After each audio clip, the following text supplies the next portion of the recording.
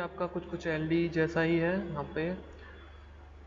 तो सबसे पहले लेकिन आपको पता है कि d y by d s का कोफिशिएंट यहाँ पर यूनिटी होता है, तो इसको हटाना पड़ेगा। इसके लिए आपको इस टर्म से पूरी इक्वेशन को डिवाइड करना पड़ेगा। तो मैंने यही किया है। तो आप जब इसको डिवाइड कर लोगे तो कुछ आपको यहाँ पर इक्वेशन इस टाइप से दिखाई देगी। अब आप P और Q की वैल्यू निकालोगे तो P होता क्या है, y का कोफिशिएंट। y का कोफिशिएंट क्या है, 2x over 1 minus x square. और इधर आपका पूरा का पूरा ये Q होगा, तो Q की value cos x over 1 plus x square. इसके बाद आप क्या निकालोगे, इंटीग्रेटिंग फैक्टर, ये ठीक है। इसके बाद आप यहाँ पे P की वैल्यू रख दोगे। फिर क्या करोगे, यहाँ पर इसको सॉल्व कर लोगे, या 1/x² को आप कुछ भी पुट कर लोगे, t पुट कर लेना, ठीक है। तो इसका डिफ्रेंशिएशन आपका ऊपर मौजूद है, तो ये आपका ये आ जाएगा। और मैंने आपको बताया था तो ई लॉग आपस में कैंसिल होके ये आएगा आपका 1 प्लस एक्स²। तो हमारा आई एफ कितना आ गया, 1 प्लस एक्स²। अब सॉल्यूशन निकालने के लिए आप इस फॉर्मूले का यूज करोगे, तो y इंटू आई एफ की वैल्यू 1 प्लस एक्स², इंटीग्रेशन ऑफ क्यू की वैल्यू कितनी है यहाँ पर, cos x, और ये आपका यहाँ पर cos x 1 प्लस एक्स², और इंटीग्रेटिंग फैक्टर वही आपका 1 प्लस एक्स²। अब आप क्या करोगे, यहाँ पर इससे ये कैंसिल हो जाएगा। तो cos x का इंटीग्रेशन आपका क्या होता है, sin x। तो आपका जो यहाँ पर सॉल्यूशन आया वो आया y ब्रैकेट के अंदर 1 प्लस एक्स² equal to sine x plus C. Next question, ये भी आपका एल डी ही है। अब सबसे पहला काम तो आपका वही होता है कि d y by d x का कोफिशिएंट को यूनिटी बनाना। उसके लिए जो भी आपको d y by d x का कोफिशिएंट दिख रहा है उसको पूरी इक्वेशन में क्या कर देंगे, उससे डिवाइड। तो मैंने वही किया है। फाइनली हमारे पास डिवाइड करने के बाद ये इक्वेशन आ जाती है। फिर हम P और Q की वैल्यू निकालते हैं। तो P की वैल्यू क्या आएगी, P की वैल्यू होती है y का कोफिशिएंट। y का कोफिशिएंट है 1 माइनस एक्स² x ब्रैकेट के अंदर x² प्लस 1, लेकिन इस माइनस का भी ध्यान रखेंगे, ठीक है। तो ये माइनस अंदर मल्टीप्लाई कर लेंगे तो x² माइनस 1, इस चीज़ का आपको ध्यान रखना है। यहाँ पर माइनस है तो फिर उसके हिसाब से आपको यहाँ पर माइनस लगाना पड़ेगा। तो मैंने यहाँ माइनस अंदर मल्टीप्लाई कर दिया है, क्यों की वैल्यू आपकी यहाँ पर आई गई है, ठीक है। ये x से x यहाँ पर कैंसिल हो जाएगा तो x² बचेगा, तो ये आपकी q की वैल्यू आ गई, ठीक है। इसके बाद फिर अगला काम आपका क्या होता है, यहाँ पर इंटीग्रेटिंग फैक्टर निकालना।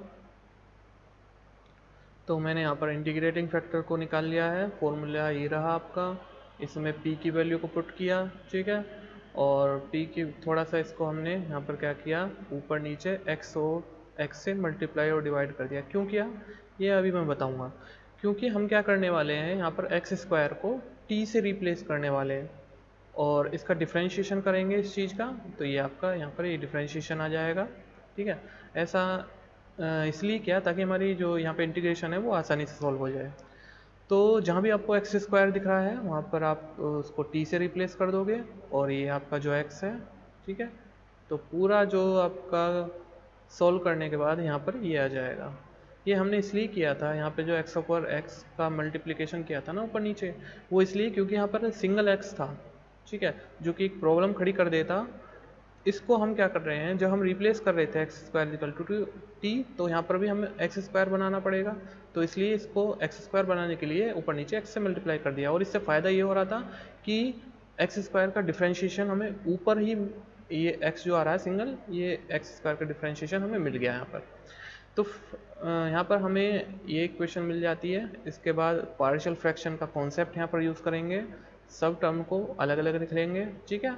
पार्शियल फ्रैक्शन 12th में आपने सीखा होगा, उससे यहाँ पे आप लगा करके स्प्लिट कर लेते हैं टर्म्स को, और फिर आसानी से हम इसको क्या कर लेते हैं यहाँ पर इंटीग्रेट।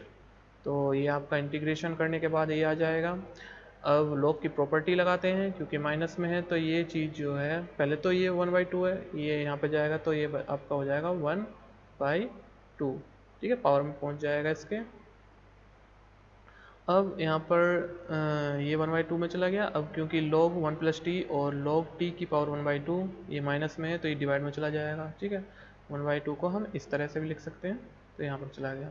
अब e से log कैंसिल हो जाएगा और आपका जो बचेगा 1 plus t under root t, ठीक है। और अब आप t की वैल्यू पुट कर देंगे तो x² है t की वैल्यू, और नीचे अंडर रूट में है तो टी एक्स स्क्वायर और अंडर रूट कैंसिल हो जाएगा तो सिंपल एक्स बचेगा।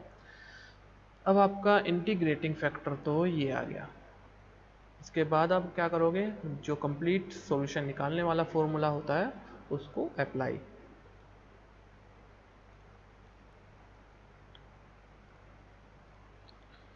तो क्या होता है, मैंने आपको बताया y into integrating factor is equal to integration का साइन और यहाँ पर q into integrating factor into d x plus C. तो ये सारी वैल्यू रखने के बाद आप देखोगे सब कुछ कैंसिल हो जाएगा, आपका बचेगा x log x। ठीक है, फिर यहाँ पे इसका इंटीग्रेशन करोगे आप, और इंटीग्रेशन करने के बाद अब आपका जो आएगा आंसर वो ये होगा।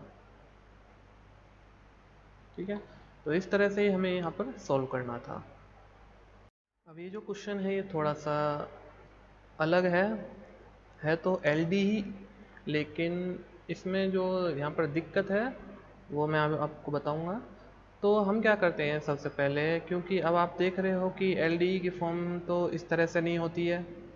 अगर हम यहाँ पर x plus y plus one इसका कोफिशिएंट 1 बनाना चाहें तो इसको पूरे को इसके नीचे लाना होगा, और क्योंकि हमारी एल डी की फॉर्म क्या होती है, d y by d x plus p y equal to q. क्यों आपका जो फंक्शन होता है वो पूरा का पूरा x का होता है, लेकिन अगर आप यहाँ पे देखो तो ऐसा कुछ बन नहीं रहा है। तो हम क्या करेंगे, इसको लीनियर बनाने के लिए ये जो आपका टर्म है इस, क्योंकि मल्टीप्लाई में है इसके साथ तो ये इसको इधर ले जाएंगे। ठीक है, तो मल्टीप्लाई में है तो इसके नीचे आके d y by d x हो जाएगा, और x ऊपर जाएगा तो ये आपका बन जाएगा d x over d y, और इज इक्वल टू ये वाली पूरी term x plus y plus one. लेकिन अब आप एक चीज़ यहाँ पर देखोगे, पहले यहाँ पर d y by d x होता था, लेकिन इस बार जो बनना है वो d x over d y. तो मतलब यहाँ पर x की जगह y ने ले लिया है और y ने x की जगह को ले लिया है। ऐसे में अब आप क्या करोगे, जहाँ पर भी जो बिल्कुल LD वाला ही आपको कॉन्सेप्ट लगाना है, लेकिन जहाँ पर हम y को लेकर चलते थे वहाँ पर आपको अब x लेकर के चलना होगा, और जहाँ पर x लेकर के चलते थे वहाँ पर आपको y। कहने का मतलब यहाँ पे जो फॉर्मूला है वहाँ पे चेंज हो जाएगा सब कुछ। ठीक है, अब यहाँ पे d x over d y हो जाएगा, प्लस पहले यहाँ पर जो p होता था वो कोफिशिएंट y का होता था, लेकिन अब हो जाएगा वो कोफिशिएंट x का, इज इक्वल टू। ठीक है, पहले मैंने आपको बताया था p और q यहाँ पर आपके फंक्शन होते थे x के, लेकिन अब ये फंक्शन हो जाएंगे आपके y के। तो पूरा का मतलब यहाँ पर सब कुछ चेंज हो चुका है, मेथड ऐसे ही रहेगा लेकिन वेरिएबल ने एक दूसरे की जगह बदल लिया है। अब आप क्या करोगे, देखो यहाँ पर आप देख भी रहे होगे क्यों जो है y का फंक्शन है। ठीक है, तो ये निकल के आ जाएगा आपका, x को इधर लेकर आएंगे, इस बार y को लेकर नहीं आएंगे। ठीक है, क्योंकि यहाँ पे आप उसको देखना है कि डिपेंडेंट यहाँ पर वेरिएबल कौन है और इंडिपेंडेंट कौन। तो अगर यहाँ पर d y by d x होता तो y को लेकर आते हैं यहाँ पर। ठीक है, लेकिन यहाँ पर d x over d y है तो x को लेके आएंगे इधर। अब यहाँ पर p की वैल्यू -1 है, पहले हम इंटीग्रेटिंग फैक्टर में यहाँ पर dx लेते थे, अब यहाँ पर dy लेंगे। ठीक है, इसको यहाँ पर p की वैल्यू को रख के सॉल्व कर लिया हमने यहाँ पर। अब यहाँ पहले हम क्या करते थे यहाँ पे y इंटू इंटीग्रेटिंग फैक्टर, अब क्या करेंगे x into integrating factor. Integrating factor ये रहा, यहाँ पर इंटीग्रेशन लेते थे किसका, q इंटू आई एफ का, और यहाँ पर डी एक्स लेते थे, लेकिन अब हम क्या लेंगे डी वाई प्लस सी, और फिर आपको कुछ नहीं करना, इंटीग्रेशन करना है यहाँ पर। ठीक है, इंटीग्रेशन करने के बाद फाइनली आपको ये इक्वेशन यहाँ पर मिल जाएगी। तो इस तरह से ऐसे क्वेश्चन को हम सोल्व कर सकते हैं। तो हो सकता है मोस्टली वैसे क्वेश्चन आपकी d y by d x की फॉर्म में आते हैं, लेकिन कभी कभी आप जो है आपको क्वेश्चन वो घुमा के दे देता है d x over d y की फॉर्म में, तो आपको कुछ नहीं करना होगा, सिर्फ वहाँ पर वेरिएबल्स को चेंज कर देना होगा। जैसे हमने पीछे क्वेश्चन किया था उसी के जैसा एक और ले लेते हैं। ठीक है, तो यहाँ पे आप देखोगे कि d y by d x करने से पहले तो आप d y by d x ही करोगे, तो ऐसा करने से हमारे पास नहीं बनेगा। ठीक है, एल डी नहीं बनेगी, लेकिन अगर हम d x over d y कर लें, ठीक है, पूरी इक्वेशन को वाई से यहाँ पर डिवाइड कर दिया मैंने, तो आप देखोगे कुछ कुछ एल डी की फॉर्म बन जाएगी।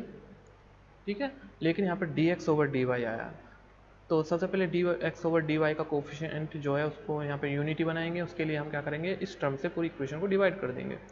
तो एक्स ओवर पूरा डिवाइड करने के बाद हमारे पास ये आ जाएगा। ठीक है, अब यहाँ पर वेरिएबल तो चेंज है ही, तो इंटीग्रेटिंग फैक्टर करेंगे। अब पहले हम वहाँ पे y का कोफिशिएंट लेते थे नॉर्मली, लेकिन यहाँ पर हम x का लेंगे। तो x का कोफिशिएंट क्या है यहाँ पर, 1/1 + y²। तो p की वैल्यू आपकी हो जाएगी 1/1 + y²। और q की वैल्यू, ये पूरी आपकी q की वैल्यू है। p की वैल्यू रखिए। ठीक है, 1/1 + y², ये आपको पता है tan इनवर्स y का फॉर्मूला होता है। तो ये आपका इंटीग्रेटिंग फैक्टर आ जाएगा। अब आप सॉल्यूशन निकाल लेंगे। तो सॉल्यूशन निकालने के लिए, क्योंकि आप देखोगे कि यहाँ पर जो है डिपेंडेंट वेरिएबल x है, तो x इंटू आई एफ, फिर integration I F into Q, और यहाँ पर dy, क्योंकि यहाँ पर उसी के हिसाब से हम सब कुछ चेंज कर देंगे, प्लस c। अब यहाँ पर आप पुट कर देंगे tan इनवर्स y को t।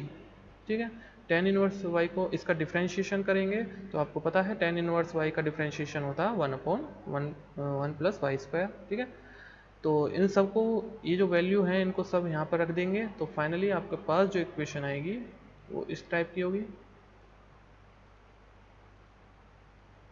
ये आ जाएगी। अब आप इसका कर दीजिए इंटीग्रेशन। ये आपने इंटीग्रेशन कर दिया, t की वैल्यू रख देंगे, तो ये आपका आ जाएगा यहाँ पर आंसर। तो ये भी कुछ उसी टाइप का था। तो अब आप आसानी से ऐसे क्वेश्चन कर सकते हैं। नीचे कुछ फिर यहाँ पर मैंने आपको प्रैक्टिस के लिए क्वेश्चन दिए गए हैं। ये सारे के सारे LD पे बेस्ड है, लीनियर डिफरेंशियल इक्वेशन है। इनको जैसे मैंने आपको बताया था, सबसे पहला काम आपको क्या करना होता है, dy/dx को यहाँ पर उसके कोफिशिएंट को यूनिटी बनाना, फिर इंटीग्रेटिंग फैक्टर निकालना, और फिर कंप्लीट सॉल्यूशन निकालना। और कहीं पर आपको dx ओवर dy का भी कॉन्सेप्ट लगाना पड़ सकता है, तो ध्यान रखना, अगर आपका dy/dx से नहीं बन रहा है तो एक बार आप dx ओवर dy करके देख लेना उसको। और ये जो क्वेश्चन है यहाँ पर, ये वाला क्वेश्चन, यहाँ पे कुछ एडिशनल चीज़ें और दे दी गई हैं, जैसे कि y = 0, x = π/3। तो पहले तो आपको पूरी तरह से इसका सॉल्यूशन लेकर आना, जैसे मैंने ऊपर कराया था नॉर्मली ऐसे ही। तो लास्ट में आपको इंटीग्रेशन, यहाँ पे ये कांस्टेंट मिलेगा +c, इसका जो भी सॉल्यूशन आएगा उसमें +c भी आएगा।